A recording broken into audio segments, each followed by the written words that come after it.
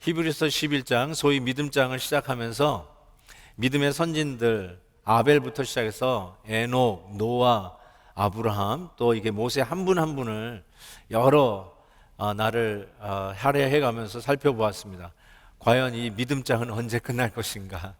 믿음의 수많은 이 선진들을 하나하나 이렇게 살펴보면 얼마나 좋겠습니까? 근데 이 히브리서 설교자도 설교자였습니다. 히브리서 1장에서 13장이 실은 한 편의 설교라고 해도 과언이 아닌데 드디어 내가 시간이 부족하다, 한 사람 한 사람 가기에 너무너무나 부족하다라는 말을 하면서 오늘 32절에 6명의 인물을 한꺼번에 언급을 합니다. 기드온, 바락, 삼손, 입다, 다윗, 사무엘. 실은 이것은 연대기적인 수는 아니에요. 왜 이렇게 열거를 했는지는 아무도 모릅니다.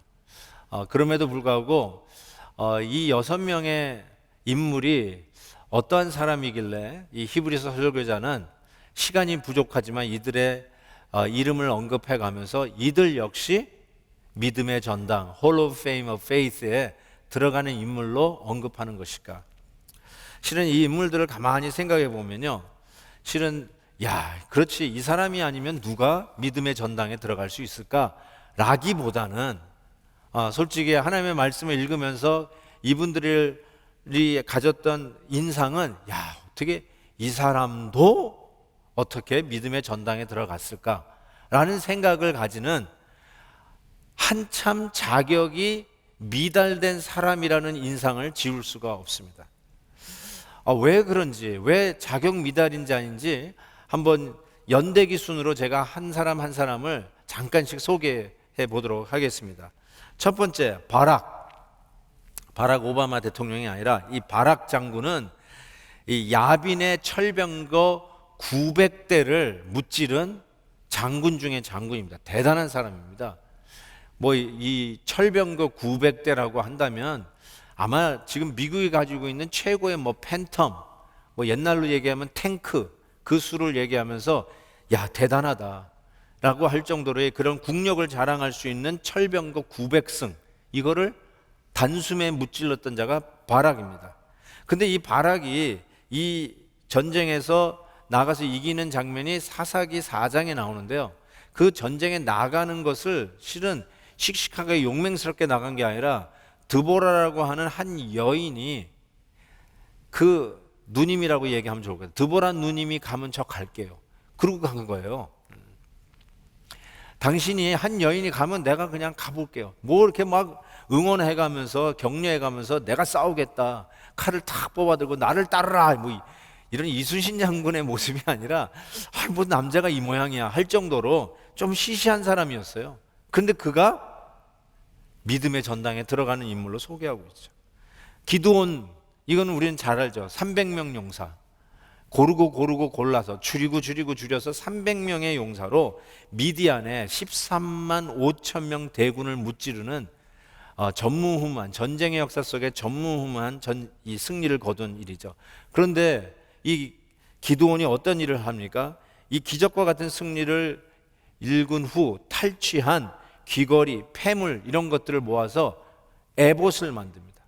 그리고 백성들로 하여금 이거를 음란하게 섬기도록 백성을 오도합니다. 얼마나 치명적인 잘못인지 모르겠습니다. 도저히 저는 이해가 되지 않습니다. 그럼에도 불구하고 이와 같은 이 기드온을 히브리서 설교자는 믿음의 전당에 들어갈 자로 소개하고 있는 것입니다. 입다는 어떻고요? 입다는 창녀의 아들입니다. 주위의 사람들로부터 괄세받고 열외, 제외된 사람이 입다였습니다. 그러나 나라가 이 블레셋의 풍전 등화의 위기에 있자 장로들이 와서 도와달라고 그러죠. 싸워달라고 그러죠. 그때 나가서 싸우죠. 승리하고 돌아올 때 섣불리 내 집에서 나를 처음 맞이하는 사람을 하나님 앞에 제물로 드리겠다고 하는 어리석은 맹세를 합니다. 처음으로 나와서 승리를 반기는 사람이 자기 딸이었어요. 그래서 딸을 정말 어이없이 제물로 드리는 이런 성급한 서약을 했던 입다, 바로 이 입다조차도 Hall of Fame of Faith, 믿음의 이 전당에 들어가는 사람으로 히브리서 설교자는 소개하고 있습니다. 삼손은 너무나 잘 알죠. 수많은 블레셋 군대를 쳐부셨던 이 삼손이 한 이방 여인 데릴라에게 넘어지는 것을 우리는 잘 압니다. 사무엘 선지자는 거의 흠이 없다라고 할 수 있는데, 이 초대 선지자라고 할 수 있는 이 사무엘을 이 성경에서 사무엘 상인가요? 8장에 보면 이렇게 소개하고 있어요. 그 두 아들이 이스라엘 사사가 되는데 뇌물을 받고 판결을 굽게 한 자라고 소개하고 있어요. 정말 법원이 얼마나 우리에게는 소중합니까? 그렇죠. 이 정치적인 세계에서도 이 법원의 판결이 얼마나 중요하겠어요. 근데 이 법원의 판결을 하는 판사들이 돈을 먹고 정의를 구현하는 것이 아니라 오히려 굽게 하는 일을 했던 자가 사무엘의 아들들이었어요. 그러니까 자녀 교육에 실패한 자라고 할 수 있는데, 거기에 우리는 동참할 수 있죠. 나도 자녀 교육에 실패한 자. 우리 자녀들이 아직도 믿음에 돌아오지 못하는 그런 우리 신앙의 선배들이 얼마나 많이 있습니까? 좀 부끄럽지만, 그런데 이 히브리 설교자는 이 자녀 교육에 실패한 사무엘조차도 믿음의 전당에 들어가는 자로 소개하고 있는 것이죠. 그리고 마지막으로 다윗 왕, 이 연대기 순으로는 마지막에 이 6명 중에는 다윗이 맨 마지막에 꼽히는데, 다윗 왕은 하나님 마음에 합한 자라고 하는 별명도 있지만 실은 다윗 하면 떠오르는 게 뭐죠? 그렇죠. 밧세바를 범한 간음죄, 그리고 그의 남편을 교사하여 죽인 살인죄, 가장 못된 죄를 지은 그 다윗 왕조차도 믿음의 전당에 들어간 자라고 지금 히브리서 설교자가 소개하고 있지 않습니까? 지금 왜 이 히브리서 설교자가 시간이 부족하다고 하면서 이 6명의 사람을 언급하면서 이들도 믿음의 전당에 들어간 자들이라고 소개하는 이유가 뭘까요? 우리가 지은 죄가 별거 아니니까 신경 쓰지 말라고 하는 걸까요? 믿음의 전당에 들어가는 거니까 앞으로 여러분이 죄를 져도 상관없으니까 그것 때문에 너무 마음 아파하지 말라고, 여러분이 지은 죄를 별거 아니냐, 혹은 우리가 지은 죄가 죄를 지어도 믿음의 전당에 들어가니까 내 지은 죄를 합리화하려고 하는 의도로 히브리 설교자가 이 6사람을 언급하는 것일까요? 아니죠. 절대로 아닙니다. 그건 잘못된 적용이죠. 그러나 여기서 히브리서 설교자가 우리가 한눈에 봐도 자격 미달인 이 6사람이 어떻게 믿음의 전당에 들어가는 사람을 소개하는가, 그 초점은 우리가 실패했고 낭망했고 그리고 죄를 지은 부족한 사람이라 할지라도 하나님을 신뢰하고 믿음으로 나아가면 우리 하나님께서 이 자격 미달인 우리도 믿음의 전당에 들어갈 수 있는, 하나님의 위대한 일에 동참할 수 있는 자로 사용하실 수 있다라는 이 놀라운 메시지를 2021년 새해 벽두 첫 주일 메시지에서 우리에게 전하시는 하나님의 말씀입니다.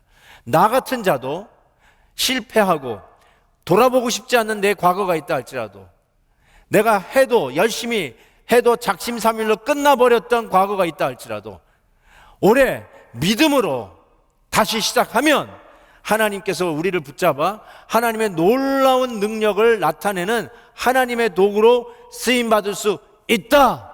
바로 이 메시지를 오늘 첫 주일에 주시는 거라고 분명히 믿습니다.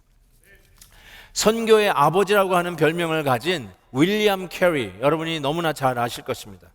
이 윌리엄 캐리가 정말 위대한 선교사라는 별명을 갖고 있고, 선교의 첫 챕터를 열었던 선교의 아버지라고 하는 별명을 갖고 있어요. 그런데 참으로 그의 가정은 그런 위대한 선교의 문을 열 만한 여건은 아니었어요. 첫 번째로 그의 아내가 문맹인이었어요. 즉 글을 못 읽었어요. 윌리엄 캐리 하면 그 인도에 그 수많은 성경을 번역한 자로 우리가 먼저 기억이 되는데, 정작 그의 아내는 아이러니하게도 글을 못 읽는 여인이었어요. 아니나 다를까 인도로 선교로 가려고 할 때 아내는 극심하게 반대를 합니다. 갈 수 없다고 하죠. 그래서 인도로 들어가는 일이 지연되고 있었을 때 윌리엄 캐리가 결국 결단을 내립니다. 당신이 안 가면 우리 가정은 깨질 수밖에 없다. 나 혼자라도 간다. 그래서 이 아내가 할 수 없이 reluctantly 따라갑니다. 그러니까 못마땅하게 따라간 인도 선교 현장에서 이 윌리엄 캐리의 아내가 잘 있을 수가 없죠. 완전히 정신적으로 멘탈이 붕괴되기 시작합니다. 정신적으로 피폐해지기 시작합니다. 그러면서 선교사님의 자녀들도 제대로 교육을 못 시키죠. 그런 어려운 가운데 있으면서 나중에 그의 자서전에 보면 인도에서의 첫 7년 동안 한 사람의 회심자도 얻어낼 수 없었다라고 고백합니다. 한 사람도 예수 안에서 예수 믿겠다고 돌아온 사람이 없어요. 우리 선교사님들이 이 마음을 아실걸요. 7년 동안 선교지에서 땀 흘려 구슬려 복음 전하고 애썼는데 한 사람도 예수 믿겠다는 사람이 없었다면 얼마나 힘들겠습니까? 그것을 이 선교의 아버지라고 하는 윌리엄 캐리가 그런 정말 패배하는 부족한 경험을 그가 하게 되지만 우리가 알다시피 그는 참으로 하나님이 쓰신 위대한 종이었던 것을 우리는 기억합니다. 그가 위대해서 위대하게 쓰신 게 아니라 이와 같이 부족한데도 하나님은 그를 통해서 위대한 일들을 하셨던 것을 우리가 기억합니다. 그런 의미에서 자격 미달인 이 6명의 사람을 언급하면서 히브리서 설교자는 33절 34절에 얼마나 하나님께서 그들의 믿음을 통해서 하나님의 일들을 이루어지는지를 설명하고 있습니다. 다시 한번 본문 33절 34절을 읽겠습니다. 그들은 믿음으로 나라들을 이기기도 하며 의를 행하기도 하며 약속을 받기도 하며 사자들의 입을 막기도 하며 불의 세력을 멸하기도 하며 칼날을 피하기도 하며 연약한 가운데서 강하게 되기도 하며 전쟁에 용감하게 되어 이방 사람들의 진을 물리치기도 하며 실패와 낙오와 저들의 과거가 죄악으로 얼룩져졌던 그들의 삶에 믿음으로 하나님 앞에 나아가는 그들을 전능하신 하나님의 장중에 붙잡아서 이와 같은 놀라운 하나님의 위대한 일을 이루시는 것을 적고 있는 것입니다. 분명한 메시지는 이것입니다. 우리가 마른 막대기와 같이 연약하고 우리가 그 누구 앞에 내놓을 만한 이력서가 없다 할지라도 우리의 신앙의 뒤안길이 정말 창피하고 부끄러워서 누구에게 소개할 수 있는 그런 것이 아니라 할지라도 새해를 출발하면서 하나님이 우리에게 던지는 도전이 이거예요. 그럼에도 불구하고 다시 믿음으로 새해에 도전하며 나아가는 우리들에게 하나님의 손에 붙들리면 하나님의 위대한 일들을 이루어갈 수 있다라고 도전하고 계십니다. 그래서 요한복음 15장에 이런 말씀이 있죠. 나는 포도나무요 너희는 가지라. 그가 내 안에 내가 그 안에 거하면 사람이 열매를 많이 맺나니 나를 떠나서는 너희가 아무것도 할 수 없습니다. 이것이 어쩌면 복음 아니겠어요? 주님을 떠나서는 아무것도 할 수 없어요. 반대로 주님 안에 있으면 내가 부족해도 연약해도 소위 자격 미달이라 할지라도 주님 안에만 거하면 하나님의 놀라운 일을 이루어가는 하나님의 도구가 될 줄 믿습니다. 참된 성취와 기쁨도 저는 하나님에게서부터 온다고 생각해요. 사람에게 있어서 가장 중요한 그 행복감은 성취할 때 온다고 하잖아요. 그래서 뭐 회사에서 승진을 할 때라든지 회사가 잘 돼서 이렇게 넓혀갈 때라든지 집도 작은 집에서 큰 집으로 이사 갈 때 이런 성취감이 있을 때 사람이 행복하다고 그래요. 그런데 성경에서는 그래요. 그 성취감조차도 하나님께로 오는 거다라고 얘기하죠. 고린도후서 3장에 보세요. 우리가 무슨 일이든지 우리에게서 난 것 같이 스스로 만족할 것이 아니니 우리의 만족은 그 앞에 참자를 붙이면 더 좋을 것 같아요. 우리의 참 만족은 하나님으로부터 나느니라. 아멘입니다. 우리의 진정한 만족은 하나님으로부터 나요. 하나님 밖에서 여러분이 아무리 위대한 업적을 이루었다 하시고 세상에서 여러분에게 박수를 쳐줄 만한 성취를 했다 할지라도 여러분은 절대로 만족할 수 없습니다. 진정한 만족, 즉 진정한 행복감은 하나님으로부터 옵니다. 그래서 우리는 하나님 안에 거해야 되고 하나님 안에 거하는 자들이 하나님의 은혜 속에 위대한 일들을 행하게 되고 그때 비로소 하나님으로부터 오는 참된 만족, 성취감을 얻게 되죠. 그래서 고린도 후서 4장에서는 사도 바울이 이것을 이렇게 표현했어요. 우리가 이 보배의 질그릇을 가졌다.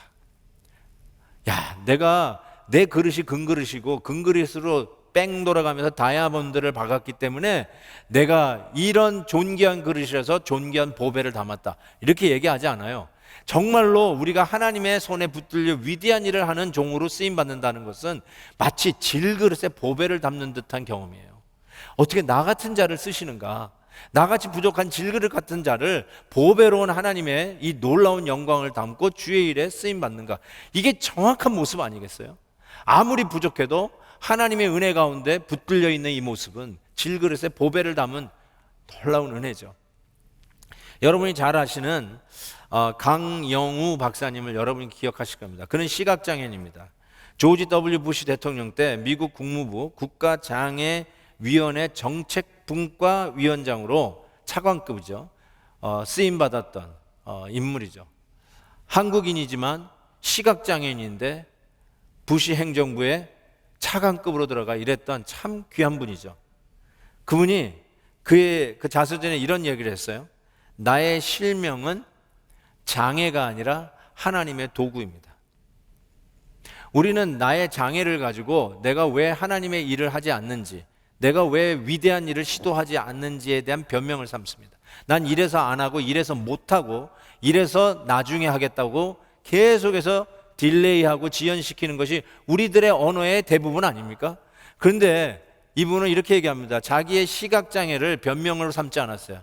자기의 시각장애, 실명은 장애가 아니라 오히려 하나님의 위대한 일을 행하게 하시는 하나님의 도구였다라고 고백합니다. 그래서 저는 여러분들에게 이 말씀을 드리고 싶어요. 정말 도전하고 싶어요.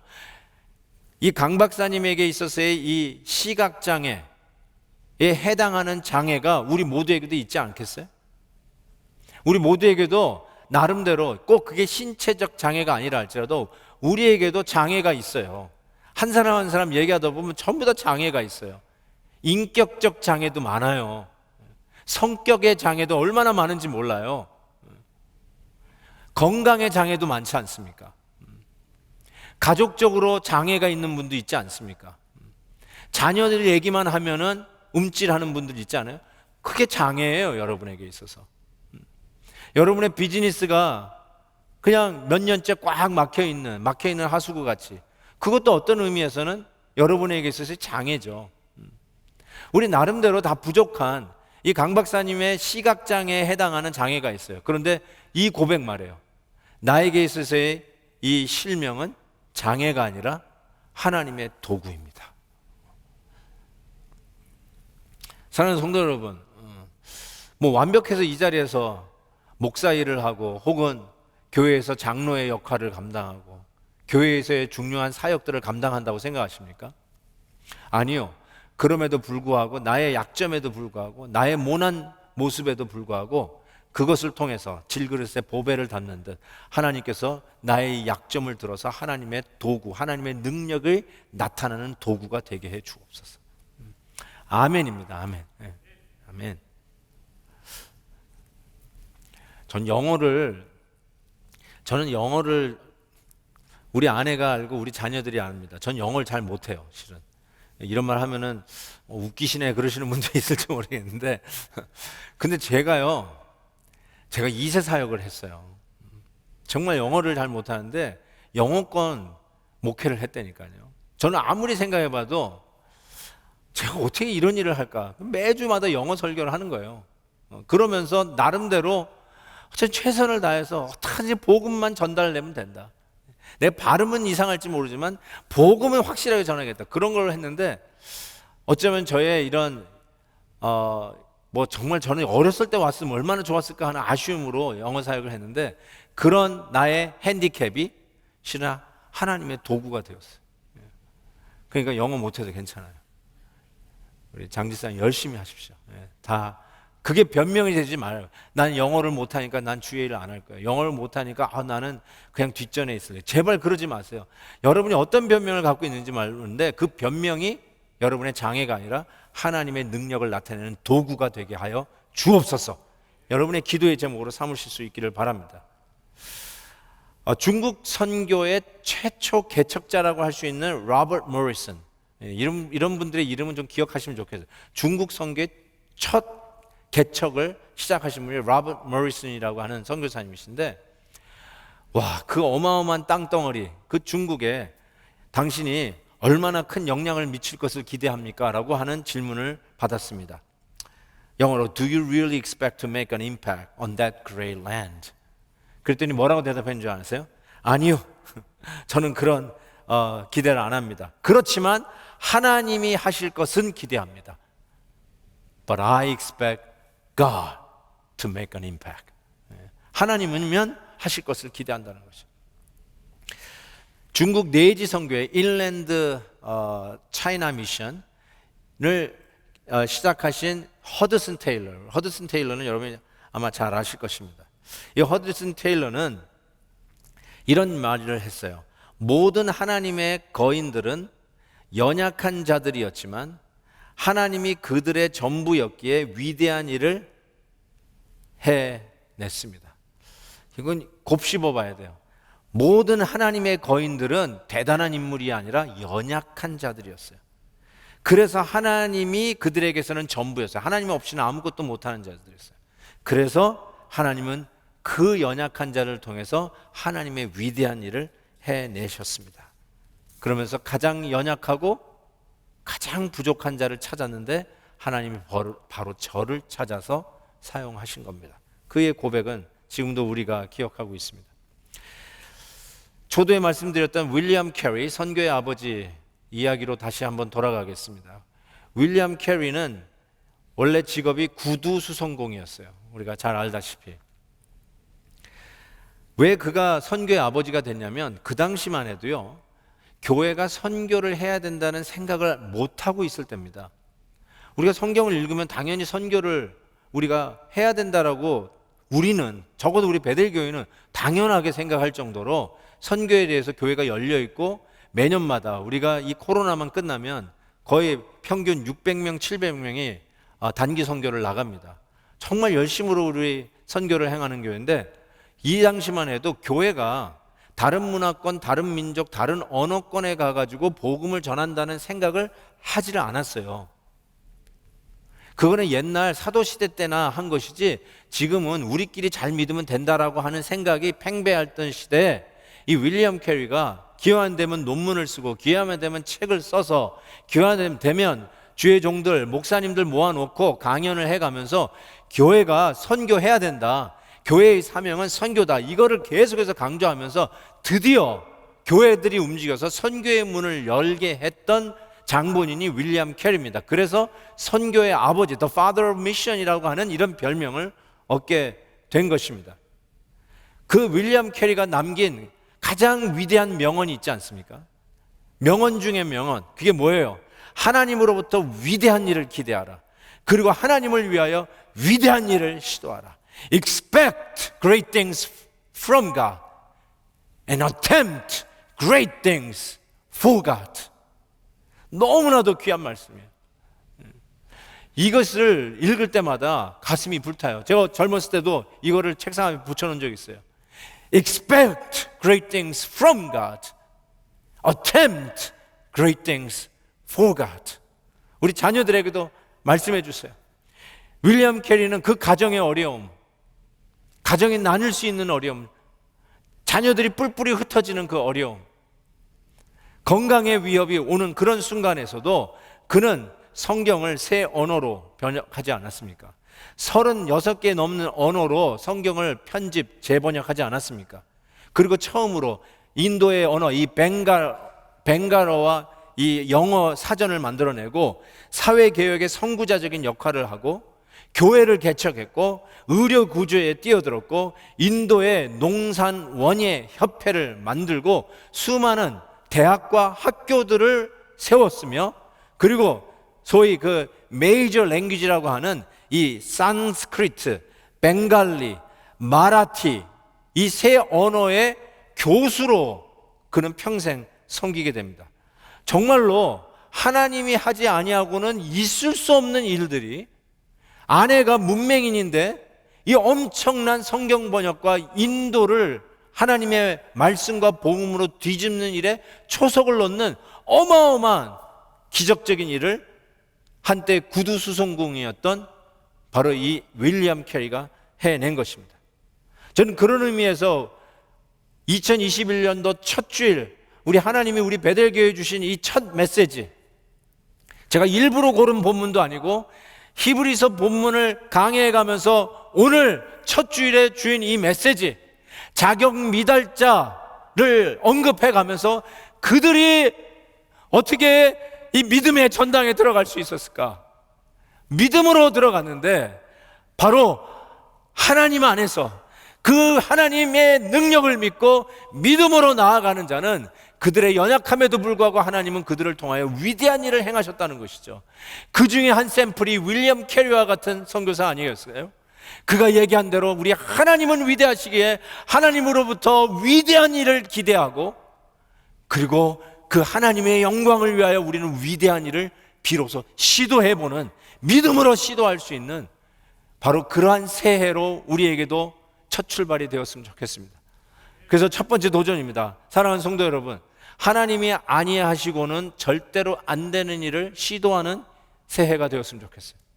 그냥 할 만한 것만 기대하지 마시고요. 하나님 요거 조금만 도와주시면 제가 이걸 할 수 있겠습니다, 이런 식을 말고요. 아예 하나님이 하지 않으면 절대로 안 되는 일, 꿈도 못 꿀 일, 그리고 이것이 이루어진 후에는 내가 0.001%도 기여한 게 아니라 하나님이 처음부터 끝까지 전적으로 간섭하셨고, 질그릇에 담긴 보배와 같이, 나 같은 질그릇에 어떻게 이런 일이 있을 수 있을까?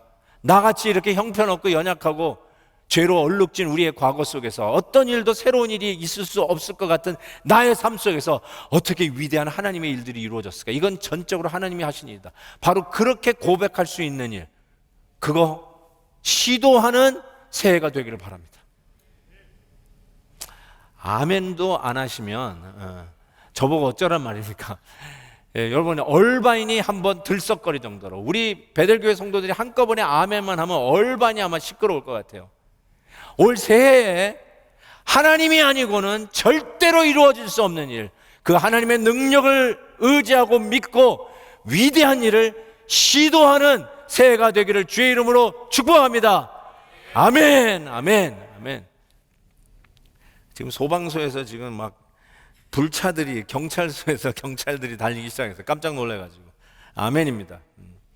또 한 가지 여러분에게 부탁드리고 싶은 거는, 하나님이 하시지 않으면 안 될 위대한 일을 시도할 뿐만 아니라, 그리고 내 안에 여태까지 늘 패배 의식을 안겨다 주고 나는 안 돼라고 생각했던 나의 이 개인적인 레벨에서 정복해야 할 것을 반드시 정복하는 한 해가 되었으면 좋겠어요.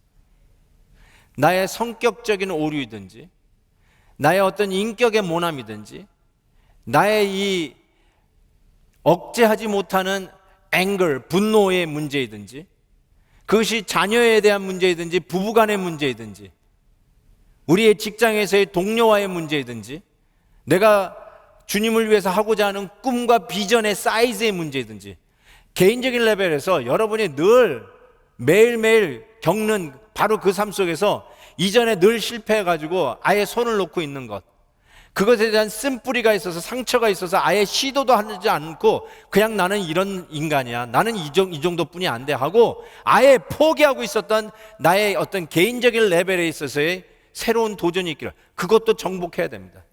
교회 생활을 항상 네거티브게 하시는 분들, 늘 입술에 불만만 가지고 다니는 분들, 뭐 얘기만 하면 사람들 신랄하게 비판하기에 정신이 없는 분들, 상처 주는 일에 발빠른 분들, 그래서 나는 왜 이렇게 성격이 모났을까? 그래서 일 좀 하다 보면 여러 사람 상처만 주고 있기 때문에 아예 일 안 하는 게 난 좋겠다라고 하면서 포기하고 있었던 개인적인 문제들 말이에요.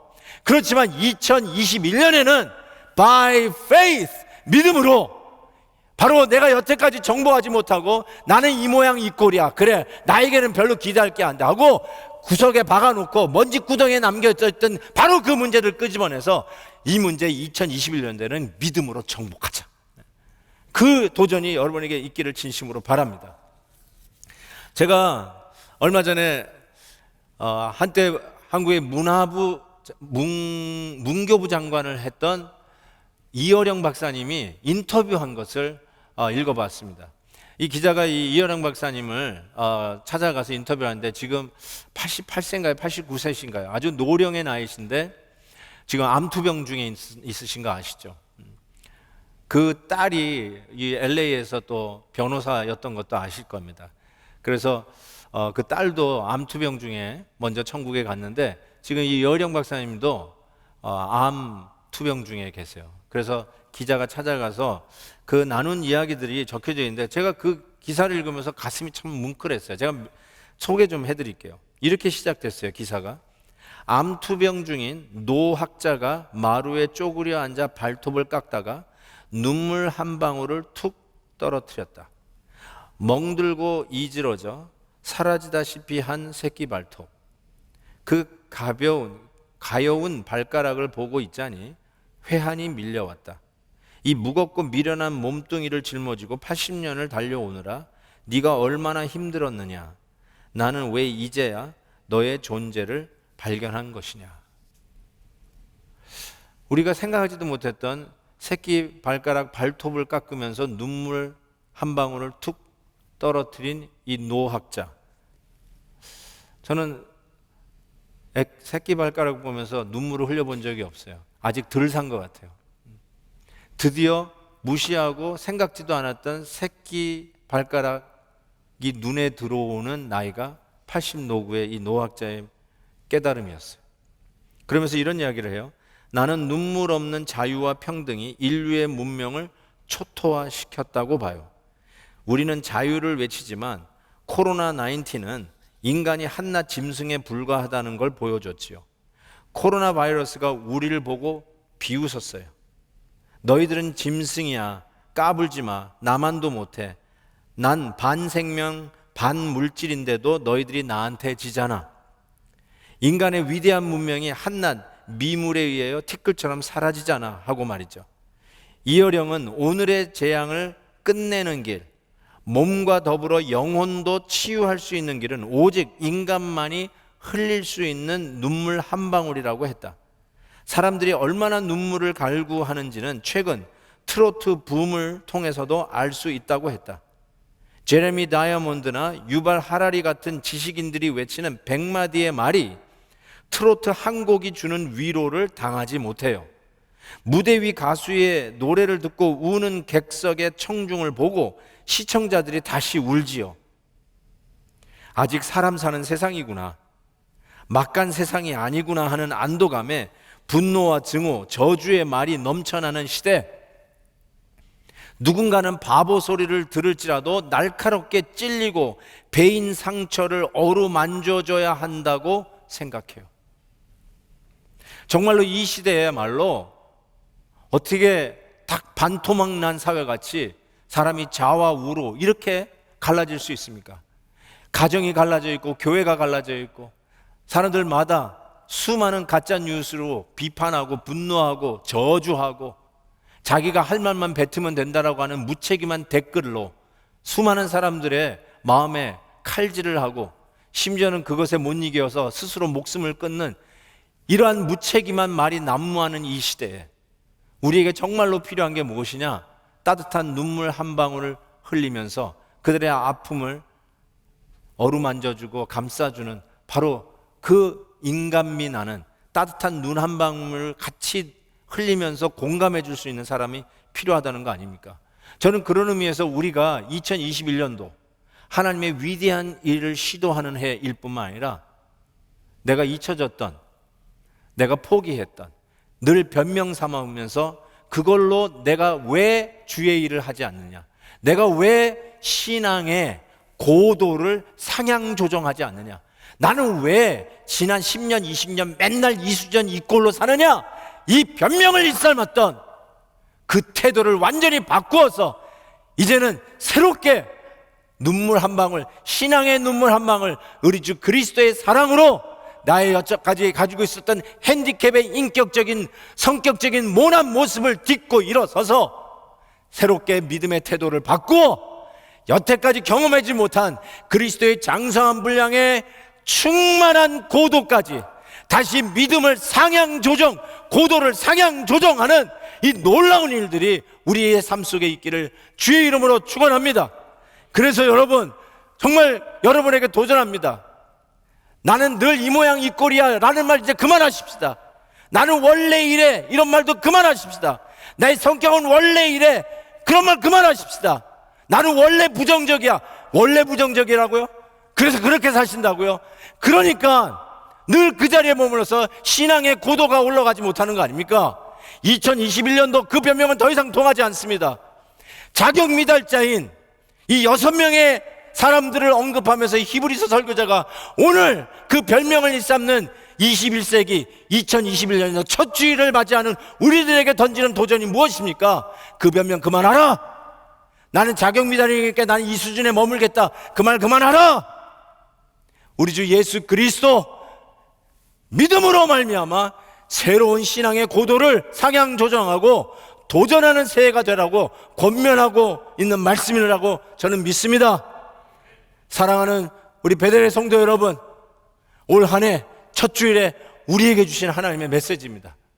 그리고 이 메시지를 가지고 우리는 엘리야 특별 새벽기도 일주일 동안 우리 자녀들과 우리 모든 세대가 함께 달려붙어 하나님 앞에 믿음으로 나아가서 2021년도는 그 어느 때보다도 높은 신앙의 고도를 상향 조정하고 나아가는 놀라운 축복의 해가 될 것을 믿습니다.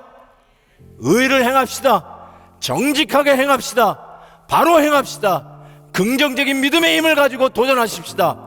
여러 사람들을 품고 가는 믿음의 폭넓은 복음의 쿠션을 가지고 나아가는 한 해가 되십시다.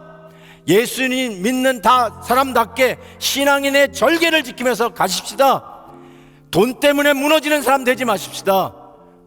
하나님의 놀라운 은혜를 가지고 신앙의 절개를 가지고 당당하게 믿음의 날개를 펴고 우리 앞에 수많은 장애물이 있다 할지라도 믿음의 발, 사슴의 발로 뛰어넘으며 시온의 대로를 달려가는 베델의 위대한 믿음의 용사들, 믿음으로 저 신앙의 고지를 점령하는 하나님의 백성들 되시길 주의 이름으로 축원해 드립니다. 아멘. 아멘. 우리 같이 찬양하십시다. 이 찬양하면서 기도하는 마음으로 불렀으면 좋겠어요. 우리 두 곡을 부르겠는데요, 약할 때 강함 대신에 또 마음이 상한 자를. 그래서 여러분 정말 우리 자녀들과 함께 손에 들고 있는 거 다 내려놓으시고 어떤 상황이든지 간에 무릎을 꿇을 수 있는 분 무릎 꿇으시고, 무릎 꿇는 게 힘드신 분은 소파에 앉아서라도 손을 모으고 간절히 기도했으면 좋겠어요. 그리고 제가 주여 외치며 기도하십시다 할 때 정말 이 얼바인이 여러분의 사는 미션 비에요 풀러턴이든 어디든지 간에 여러분이 간절히 주여 외칠 때 우리 하나님께서 들으시고 새해의 축복의 문, 기도의 응답의 문을 활짝 열어주시는 놀라운 은혜의 시간이 되기를 바라면서 우리 같이 이 찬양합시다. 약할 때 강함 대신에. 더 이상 나의 약함을 변명 삼지 않겠습니다. 결단하며 부릅니다. 약할 때, 이 약할 때 강함 대신에 나의 보혜가 되신 주 나의 모든 것, 주 안에 있는 보물을 나는 포기할 수 없네. 주 나의 모든 것. 아멘. 예수 어린 양 존귀한 이름,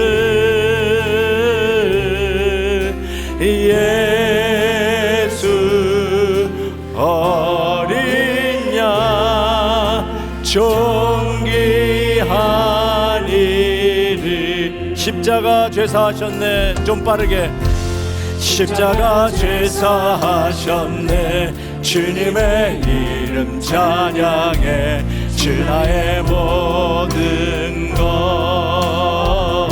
아멘. 쓰러진 나를 세우고 나의 빈잔을 세우네. 주 나의 모든 것. 아멘. 오른손 들고 찬양합시다. 예수 아멘. 어린 양 존귀한 이름,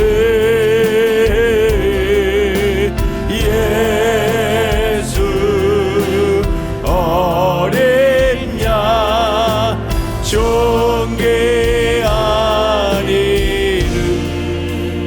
우리 기도의 손을 들고 기도합니다. 첫 번째 기도의 제목, 우리 하나님이 하시지 않으면 안 되는 일들, 내가 이걸 시도한다는 것도 꿈도 못 꿨던 일들, 하나님께서 믿음으로 도전하면 하나님은 그 귀한 일들을 이루실 것을 믿습니다. 그 비전과 꿈을 가지십시다. 하나님, 이 일을 위해서 첫 발걸음을 떼고 시도하는 새해가 되게 해주세요. 하나님이 아니면 안 되는 일들을 믿음으로 시도하겠습니다. 주께서 윌리엄 캐리를 통해서, 로버트 모리슨을 통해서 강 박사를 통해서 이루셨던 것, 우리의 연약함이 하나님의 능력을 공급하는 도구가 될 것을 믿습니다.